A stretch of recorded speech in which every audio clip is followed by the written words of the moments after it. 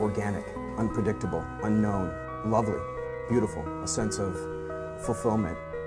This is part of the pleasures of life and not the chores of life.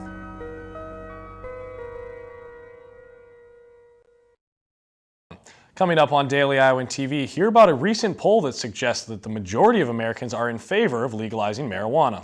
Plus, hear about a University of Iowa cheerleader who was recently named Miss Iowa. And in sports, see what head football coach Kirk Ferentz had to say about this weekend's homecoming game against the Hoosiers. That's all coming your way next. Daily Iowan TV starts now.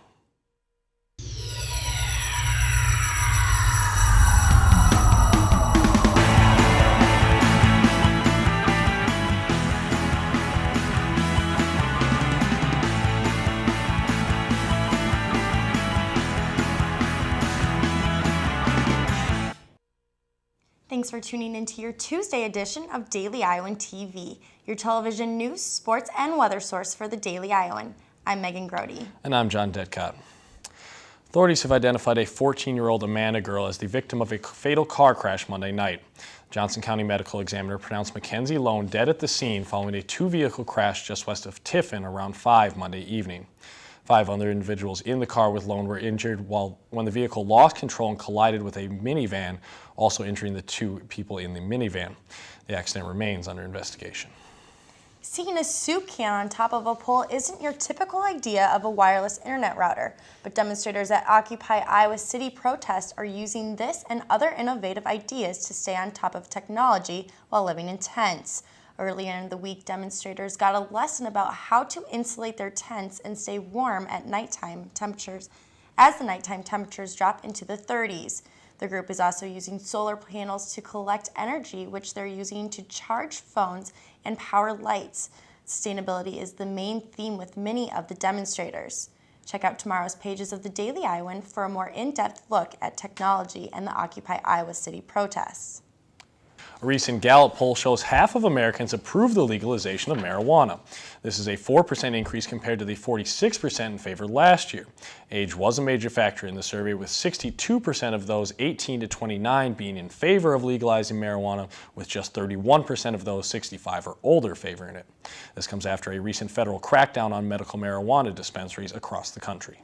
And still to come on Daily Iowan TV, find out what a local food bank is doing to help those in the community struggling to feed their families. And Kirk Ferentz's squad looked good against the Wildcats last week. Find out how they'll stack up against Indiana this weekend.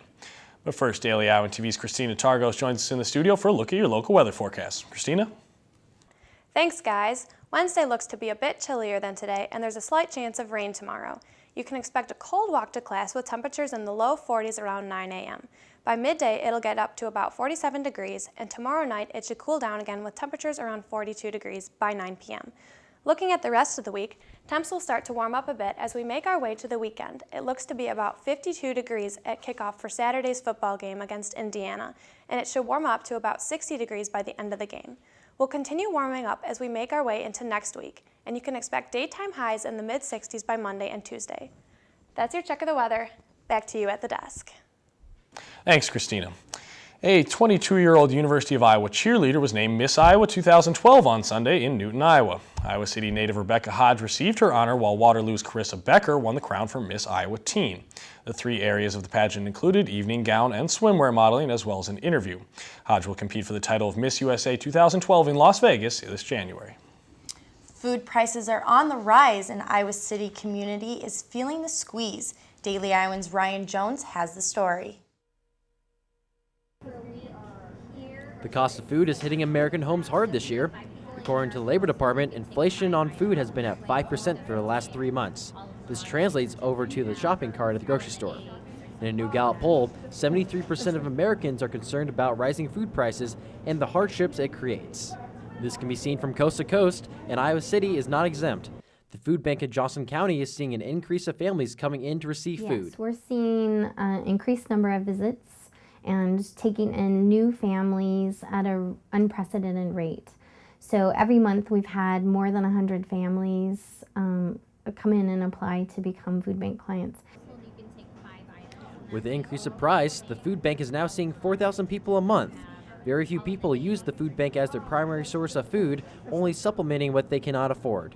The food bank distributes 6,000 pounds of food per week and says the cost of living in Iowa City is to blame.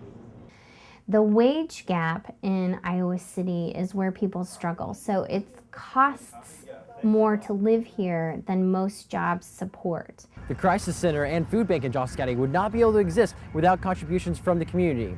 Contributions such as thousands of pounds of food from the Boy Scouts of America donated to this Crisis Center. I'm Ryan Jones, Daily Iowan TV.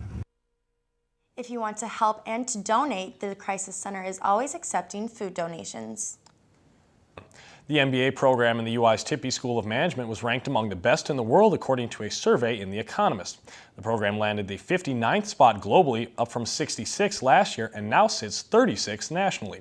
The Economist looked at the following 4 criteria when compiling the list: effectiveness of opening new career opportunities for graduating students, personal development and educational experience, increase in salary, and potential to network. The Tippie MBA is the only program from Iowa to make The Economist list. The first ever UI Homecoming Recyclable boat race took place in the Fieldhouse Monday night.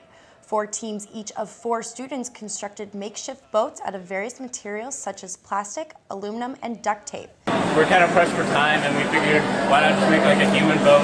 It's not technically illegal in the rules, so we just kind of strapped a bunch of bottles to me, hoping I would float. And our idea was like that I would just swim normally, and so hopefully that's the fastest. We don't know yet.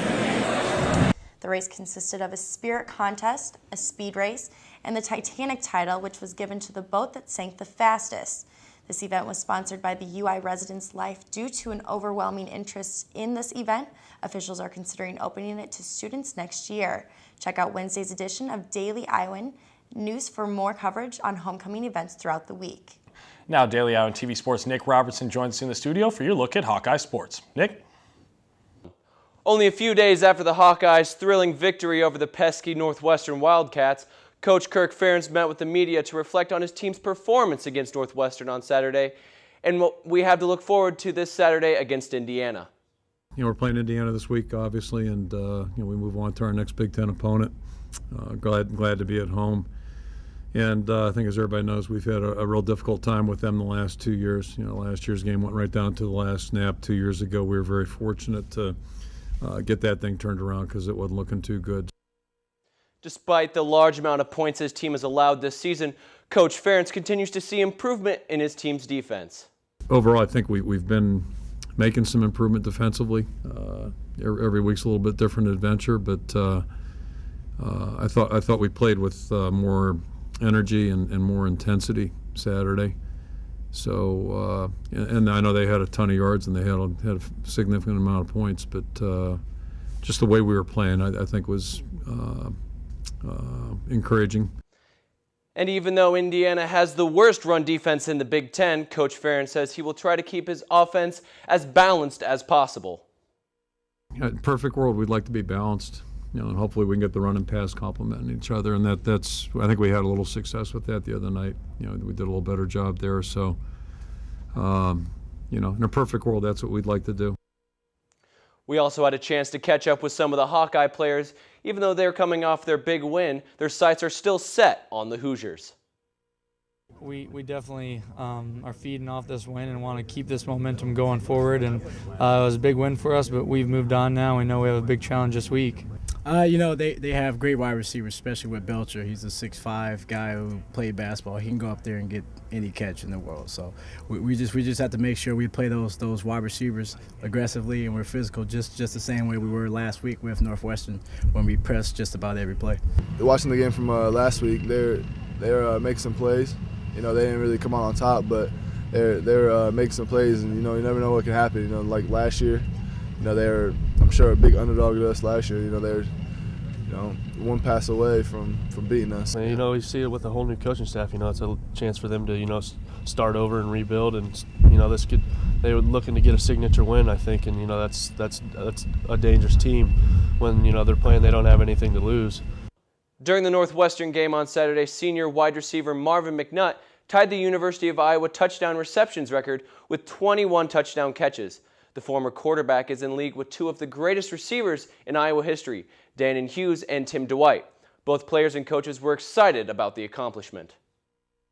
From my point of view, I think they should just throw the ball to him every single time, you know, because it seems like he always comes up with the ball in his hands, and he's always finding a way to either get the first down or score a touchdown. So, you know, like I said, you know, Marvin, he's been focusing on this record. He's been showing in practice that he's an excellent wide receiver, and you know, he's moving forward every single day. Yeah, that'd be awesome. I mean, there's no person I'd be more excited to see get the record than Marv. He's done a great job for us for a long time, and I know made my job a lot easier. And if I could be a part of that and get him that pass, then I mean, it would be something awesome. Tying two pretty elite players in Tim Dwight and Daniel Hughes, that's quite an accomplishment. So congratulate Marvin on that feat, and hopefully he can push past those guys, certainly. That's all for your Daily Iowan Sports Update. Back to you in the newsroom. Thanks, Nick. And only with Daily Iowan TV can you get a sneak peek at Wednesday's pages of the Daily Iowan. Read about Ron Paul's proposal to eliminate the Department of Education and the effect it could have on universities. Plus, read about a foundation established to provide financial support for former Hawkeye Brett Greenwood as he continues his recovery. And before we go, here's one last look at Wednesday's forecast. Tomorrow is going to be even cooler than it was today, with a high of 50 degrees and a 20% chance of showers. Wednesday night looks to be mostly cloudy with a low of 35. That's your latest edition of Daily Iowan TV. Be sure to check us out at the same time tomorrow or anytime online at dailyiowan.com. For Daily Iowan TV, thanks for watching and have a great night.